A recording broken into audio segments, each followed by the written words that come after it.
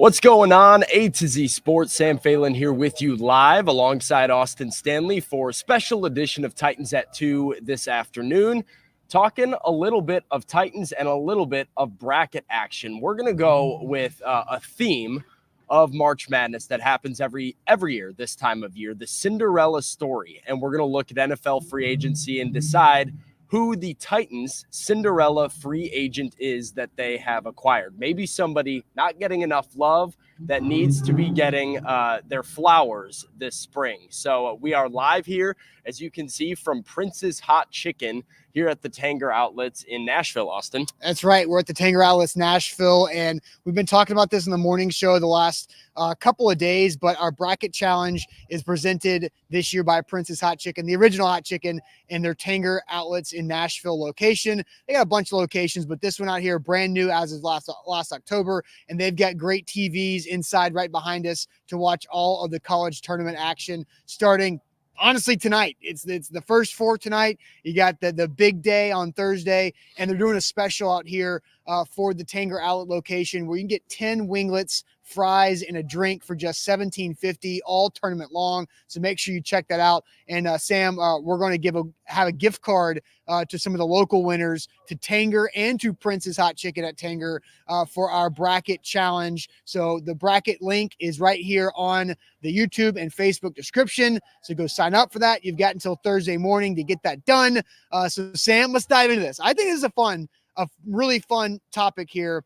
The Cinderella free agent. Look, free agency is not done. We were talking to Jonathan, who's the manager on site here at Prince's Hot Chicken, about all the different signings, everything that's happening with the Titans and what Rand Carthon's done. We've spent so much time on Tony Pollard, Calvin Ridley, Lloyd Cushenberry as the headliners of this free agency class. I know you have a strong feeling about this. I tossed this topic out on the phone early this morning, and you're like, I got my answer. So I will let you lead us off. Who is the Titans Cinderella signing so far in free agency? Yeah, so I mean, just to go over for those of you who might not have a list handy, right? We talked about it. We spent a lot of time talking about Calvin Ridley. Everybody's excited to watch Calvin Ridley. Other Titans free agent signings: Lloyd Cushenberry, Chidobe Awuzie, Tony Pollard, Kenneth Murray, the linebacker. They brought back Nick Folk. They signed backup quarterback Mason Rudolph on a one-year deal. Sebastian Joseph Day signed to a contract earlier today. Nick Westbrook-Akine is back. Julius Chestnut is back. And Sadiq Charles, a little bit of interior offensive line depth for the Titans. Not done in my eyes. I still think there are moves to be made for this defense, especially at linebacker and safety.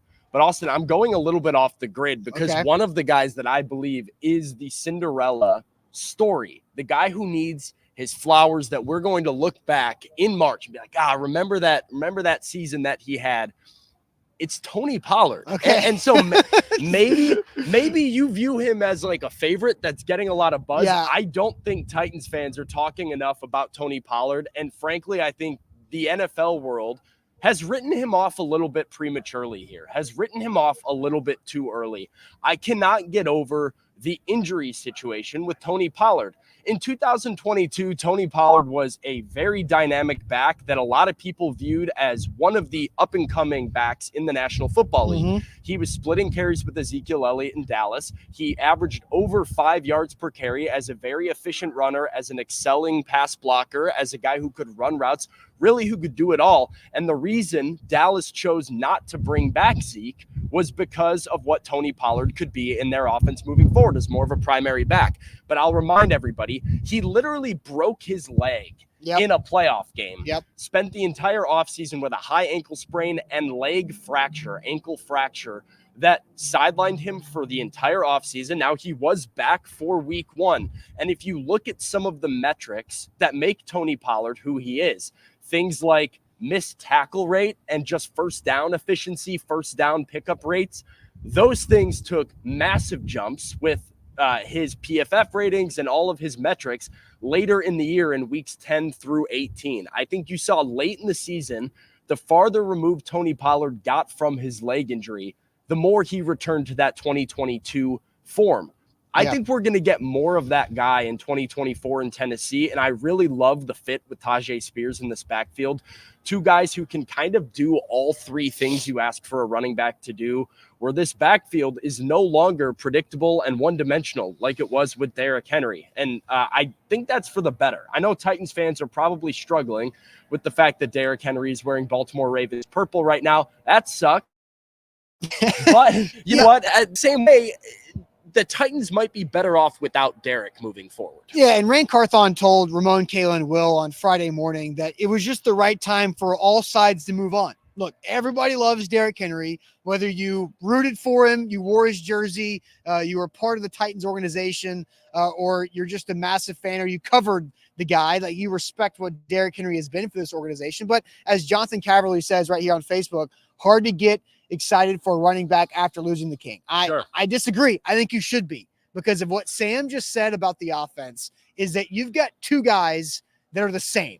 And so that just means you have two horses that have the same skill set, that when one gets tired, you put the other one in and nothing changes. Well, it should be the same type of offense with Tajay Spears or Tony Pollard on the field. So I think Tony Pollard is a great fit for what they want to do. Both those guys caught at least 50 passes last season, and they have that dynamic running style. They're shiftier, they're quicker than they are fast for the most part, although Tony Pollard does have great speed, elusive, breaking tackles. We saw that from Tajay Spears. And so look, I like the Tony Pollard fit.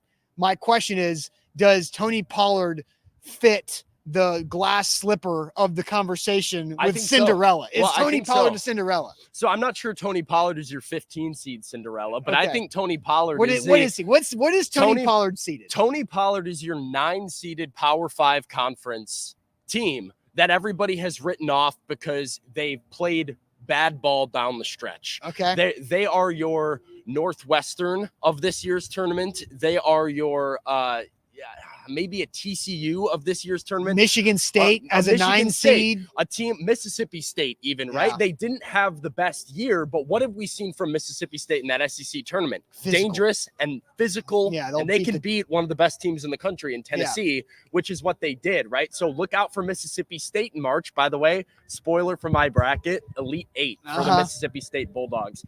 But look out for Tony Pollard. Tony Pollard might not be your Cinderella, like nobody's heard of this guy, make a big splash, make a big impact guy. But I do think you just look at these comments and people like Cole Claxton saying Pollard is terrible. We have 2 number 2 running backs. That is disrespect to Tony Pollard, where I think disrespect to Tajay Spears. Yeah, fair enough here. And listen, Cole, I understand where you're coming from, because I would say the Titans don't have a single running back who is going to have 1,000 rushing yards in 2024. I don't believe that. I don't know if you believe that or not, but I don't necessarily believe that they have to. I think if you look at some of the more dynamic backfields in the league nowadays, the Christian McCaffrey do-it-all type of running backs who can be out there 3 downs and just dominate in every way are 1 in a million at this point. They just don't nearly really extinct. Exist. Look at Miami. Look at even Chicago in yards per carry has been one of the best backfields, having 3 guys go for 600 yards. Like, the way to do it in the NFL now is to just be efficient. And if that means Tajay Spears has 700 yards on 5 yards a carry, and Tony Pollard has 700 yards on 5 yards a carry, that means this Titans backfield's running for 1,400 combined. And both guys are probably catching the football and adding another 500, 700 yards of from scrimmage. And I think that's a good combination. Now, Anthony, not to get too sidetracked, Anthony says you got to take those SEC goggles off if you think Mississippi State is in the Elite 8. Well, listen, Sam has 0 SEC goggles. I hate the SEC, and I'm still taking Mississippi State, but that's because in basketball, I hate the ACC even more than the SEC, and I think you hate Michigan State. I think North Carolina sucks, and I am going against Michigan State. All right, so we are here at the Prince's Hot Chicken location at the Tanger Outlets in Nashville, right off of Cane Ridge. Easy place to get to off of I-24 here as you approach Murfreesboro, but not even getting close to the Murfreesboro traffic here. This is a great location. They got plenty of TVs inside. We're doing our bracket challenge where local winners of our bracket challenge get a chance to win gift cards to Prince's Hot Chicken and also at the Tanger Outlets as well. So you can, if you're not a local winner, you can still play the bracket challenge because we give away a big screen TV to the main winner of the bracket challenge. But here at Prince's Hot Chicken at Tanger, all tournament long, they've got a deal with 10 winglets fries, your choice of heat, by the way, with the 10 winglets, fries, and a drink for just $17.50. It's a great deal. This location's awesome. We're out here on the outdoor patio. They've got TVs inside. They'll be playing the games all I'm already tournament long. Yeah, little peek behind the curtain here. I am looking right now at a greenery that has bags, Cornhole. I call it bags. For the northern guys call it people, cornhole. bags. For I call everybody it else, bags, cornhole. which is my second sport. God. That is my my fall sport and my summer sport that I'm turning Those are professional games. Those at are games, slowly. not sports. Well, but some would disagree. If you've ever get, watched a tournament, you would disagree. It's a game. It's not a sport. This would be a spot where, hey, you can take your significant other shopping and say, Yes. hey, all right, babe, you got go on a couple's date here. This is an idea right here. Double date, right? Ladies, hey, guys, go have fun, right? You and your friend come here, Princess Hot Chicken, check out a game, grab a drink, grab some food, whatever, go out to this area, play some bags, not cornhole, have yourself a time. There's entertainment for the fellas in case somebody wants to do some shopping and you're looking to stay occupied. That's right. So check out for our bracket challenge as well. The link is in the description on Facebook and YouTube. All right, so your Cinderella Titans free agent signing so far is Tony Pollard. Yes. I don't think the slipper fits for a Cinderella. Well, I would say they don't have many Cinderella signings. I think in this conversation, Lloyd Cushenberry, Tony Pollard, and Calvin Ridley are ineligible for Cinderella talk because look, Tony Pollard was the first guy that they agreed to terms with. I think we spend a lot of time with that. All right, are you ready for my Cinderella pick? I can't imagine who it could be, but go ahead. I think it's offensive lineman Sadiq Charles. I think Sadiq Charles is going to be a starter at either right guard or right tackle for this football team. I think Sadiq Charles has a high athletic profile. He's a former 4th-round pick. He's never truly put it together in his 4 years in Washington, but he's got the special weapon of Bill Callahan coaching him up now. Washington as a franchise, the last 4 years have been complete messes. And I think Charles at right guard next to his college teammate, Lloyd Cushenberry, in this offense, Brian Callahan knows what these guys did in college very well because he coached Joe Burrow and Jamar Chase in Cincinnati for the last 4 or 5 years. So I think he's going to easily translate that what he wants to do offensively with the Titans with Cushenberry at the center. I think Sadiq Charles, who played a lot of snaps last year for Washington at left guard, but I think he can play right guard as well. I think Charles and Cushenberry, your right guard and center, that's a significant upgrade. I think Daniel Brunskill maybe starts the year at right guard, but I think Sadiq Charles has a great opportunity to be a starter on the right side of the offensive line. It's a 1-year deal for a few $million is not that much. You're not expecting Sadiq Charles to be a great signing. Like, we're not going to spend much of our morning show topics or you at Titans at 2 or anything else talking about Sadiq Charles, this or that. But I think Sadiq Charles is going to be a good player for this football team. Yeah, it's interesting because, I mean, I just look at Daniel Brunskill, though, and I'm not sure Sadiq Charles beats out Daniel Brunskill initially, for that job. I don't know. And so I look at the terms of that contract, and it's hard to tell right now with a very incomplete offseason to this point, both through free agency and the draft, of are the Titans done adding to the offensive line? No. And where does this thing settle? Because the other concern that I have as far as Sadiq Charles starting is what you mentioned. Number one, I think he is primarily a guard. If he had a lot of ability at tackle, I think that would be a very logical fit for him because that is the spot that I think is currently most open and up for grabs. There is some competition there with Daniel Brunskill at right guard, and most of his experience is at left guard, which Peter Skoronski has locked into place right now. So I would imagine Sadiq Charles is competing for that right guard job. Yep. I'm not sure I can see them giving it to him over Daniel Brunskill. Right, I think on those terms, I think there's a possibility but here's the thing. He's more offensive line depth. Mike Vrabel loved Daniel Brunskill, right? Sure. Mike Vrabel. I would imagine Rand Carthon did as well. Yeah, Rand Carthon San is Francisco guy. With him I get it, and I think he's a glue piece. And I think Daniel Brunskill might start the season off as your right guard, but I also think Daniel Brunskill has a spot on this team because he's probably your backup center. And at one point, if all hell breaks loose, he could be your backup right tackle or your backup left guard to Peter Skoronski if you need him. So Daniel Brunskill's not going anywhere, I don't think. who was getting snaps over Daniel Brunskill, Sam, in December of this past year? Just about everybody, mainly Dylan Radens. And who was the guy? Calvin Throckmorton, baby. That guy, the guy with the fake name, Calvin Throckmorton, was getting snaps and over Andrew Rupchich at one point. Yes, so all these guys that basically didn't know we didn't know they existed.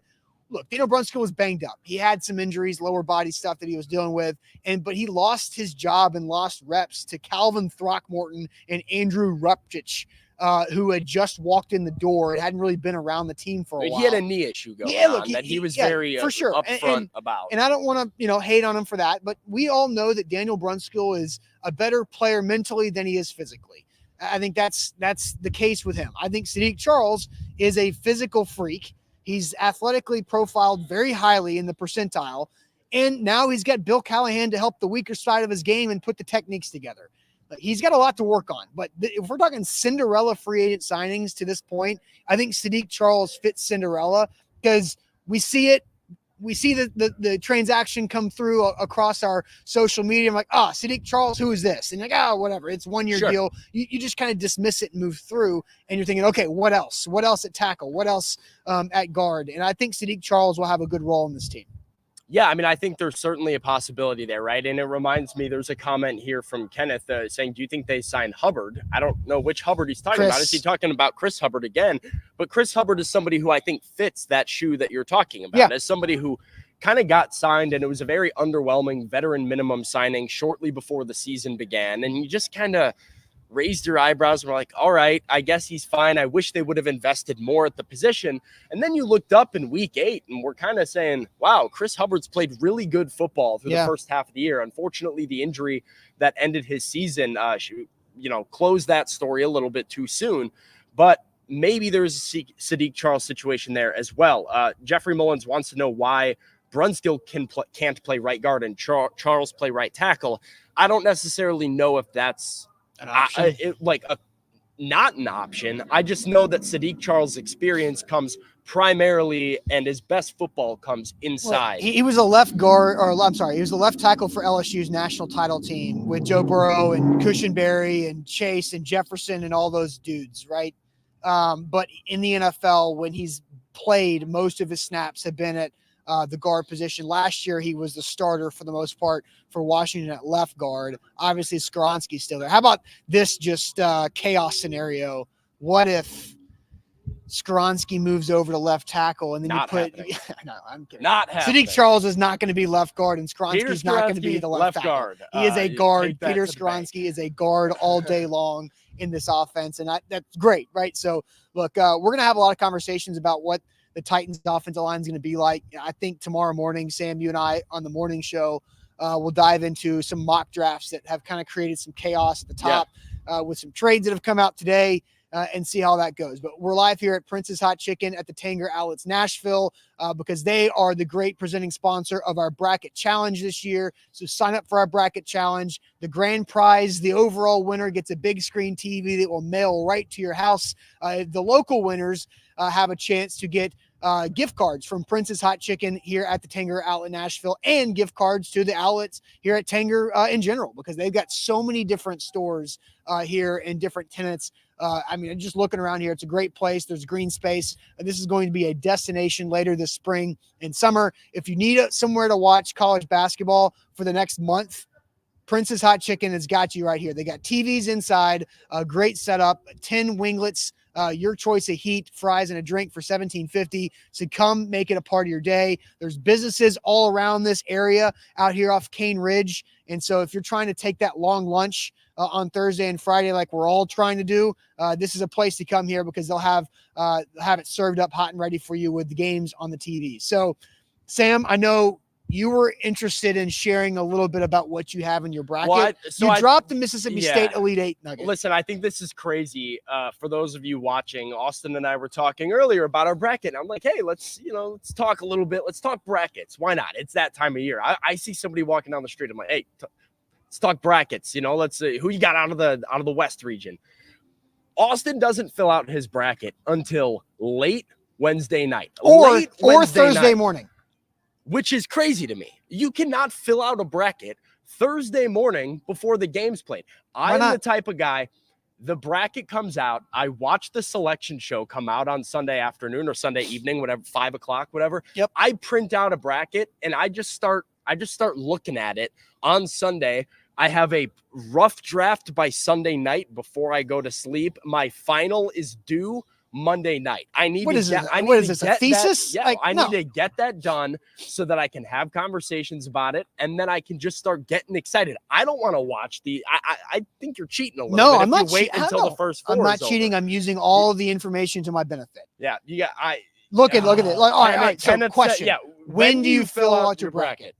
Jinx, you owe me food. All All right. So Bork says I can fill out a bracket in 45 seconds. Kenneth says I fill mine out Thursday morning. Yeah, Thursday morning, because you watched the first 4 games. You gather the information. You listen all week to who the upsets are, who the hot pick is for the Cinderella, and all this kind of stuff. You see how they perform on Tuesday and Wednesday night, because the odds are somebody who wins on Tuesday or Wednesday night in Dayton is probably going to win on Thursday and Friday. Yep. And sometimes they even go to the Sweet 16. And so I wait until Thursday morning to do it. And I'll probably do it in the airport as I'm boarding the flight to Charlotte to go watch the Vols Thursday night. And I'm with Bork. It'll take me about 45 seconds to a minute and a half. And you just gut it and you just go right through it. There's no point in overthinking it. If you overthink it, you're going to screw yourself up. 59% of the chance a 1 seed wins the championship in the last 40 years. Pick a 1 seed to be your champion, which if you're boring, is not boring, Tennessee. If you want to win gift cards to Prince's Hot Chicken or Tanger Outlets in Nashville, you pick a 1 seed to win the championship. Well, I will say I did pick a 1 seed. Guess which 1 seed I picked to win the national championship. Well, you've got Mississippi State in the Elite Eight, so it's not North Carolina. That is true. You also are a Big Ten guy, so you hate Zach Edey and Purdue. So there's no way that Purdue is making the championship. He sucks. So, Zach Edey, bad at basketball, very big at basketball. Let's see. So my options are UConn or Houston. Yeah. And one of them is in the not coming out of their region, because the Fighting Illini are coming out of that region. I don't really see. I haven't studied there with UConn. So I'm not taking the Huskies. Illinois is knocking off UConn. Yeah. I'm taking the Houston Cougars to win it all. I think Houston's smart. I don't like. I think I just know we watched the Chiefs win back-to-back Super Bowls, but I think it's really hard to win back-to-back NCAA tournaments. Yeah. So I'm not going to pick UConn. Well, to win the title. And that region is loaded. UConn is in there with Illinois, is in there with Iowa State, is in there with BYU. They've also got Auburn in that same region. So I think there's 5 teams that are all in the KenPom top 20, all in the same region. You want to know another cheat code? I've got data. You want to know some data? Sure. Right. I love data. I read a journal about it. You're not going to like this. I'm sure it's, you're going to talk about isolated defense and how the Illini can't play defense. They were better defensively down the stretch. They can score with anybody. Terrence Shannon Jr. is the best player in the country, and Marcus Damask is a nice little Robin to his Batman. There are 7 teams eligible to win the national title in this tournament. Sure. Based on history. Sure. You have the adjusted offense. You have to be in the top 40 of that. Adjusted defense, you have to be in the top 20 of adjusted defense. Every national title champion has been in the top 40 offense, top 20 defense on KenPom in these last 40 years. The 7 teams that are in this grouping are UConn, Houston, Auburn, Arizona, Tennessee, North Carolina, and Marquette. And if you want to throw Tennessee in there, that's fine. Reminder that every national champion in the history of college basketball has made it to the semifinals of their conference tournament. So you can eliminate the Vols from that list. Okay. So if we eliminate the Vols and from Marquette, that, and Marquette. So now we're down to 5. Yeah. So now you have UConn, Houston, Auburn, Arizona, North Carolina. It's those 5 teams. One more time. UConn, Houston, Auburn, Arizona, North Carolina. The only 5 teams, according to me and Sam, who have a chance to win the national championship. I would agree with that in general. I would love to sit here. I think Illinois can win the national championship. I think they have a shot. Yeah. I think the team is good enough. Illinois, whose defensive KenPom rating is 81st, is 4 times removed. They were playing without the best defensive player in the Big Ten for half the year. We need to remember that when we look at their season-long defensive ratings. listen, you can't put that team away. They have not lost a single game by double digits the entire year. And Auburn has not won a game by single digits at all, which is insane. Did you know that's that? Is that actually a stat? Yes, they have not won a game by less than 10 points. That is crazy. Every single one of their 28 wins. Auburn is 26-7. All 26 wins are by double digits. Spin zone of that. Auburn's the national champion. Maybe Auburn. I think Auburn's spin zone. Auburn doesn't know how to win close games. Yeah. Hey, because they're 0-7. They're not used to grinding out those free throws late in the game and winning that battle test. And Jay just said Auburn's 1-7 versus quad 1 teams. That's interesting as well. I do think they have a good draw losses. because they have Yale, and I think San Diego State is a week 5 for them in the second round. So look at this. Thank you for humoring me on the. Hey, look, little bracket talk again. Go to the description if you want to join our A to Z bracket challenge. You absolutely can. Shout out Princess Hot Chicken again here at the Tanger Outlet Nashville location. Good stuff out here. Really great spot overall here at Tanger Outlets Nashville. Once again, on the way out, 2 things: like the show, and comment your national champion. That's it. I don't have those mine are the yet. 2. Well, but you're not commenting, so That's I'll fair. let them comment. The people that have filled out their brackets like normal humans, fill out your like the show, check out Princess Hot Chicken, comment your national champion. Those are the 3 steps. Once again, here at this Prince's location at Tanger, all tournament long, 10 winglets, choice of heat with fries and a drink, $17.50. Great deal. Make it your lunch on Thursday or Friday. Make it your lunch Saturday, Sunday when you're watching games. Next weekend for the second weekend of games, all the way through the championship. The Tennessee Vols will not be winning. You can come out here to Princess Hot Chicken, Tanger Outlets. I am going to have a great time in Charlotte watching the first weekend of games out there, but you guys should come right here this weekend for all the games. Saturday's Tennessee game will be great. Great time to go out and watch in public. So make Princess Hot Chicken a part of that.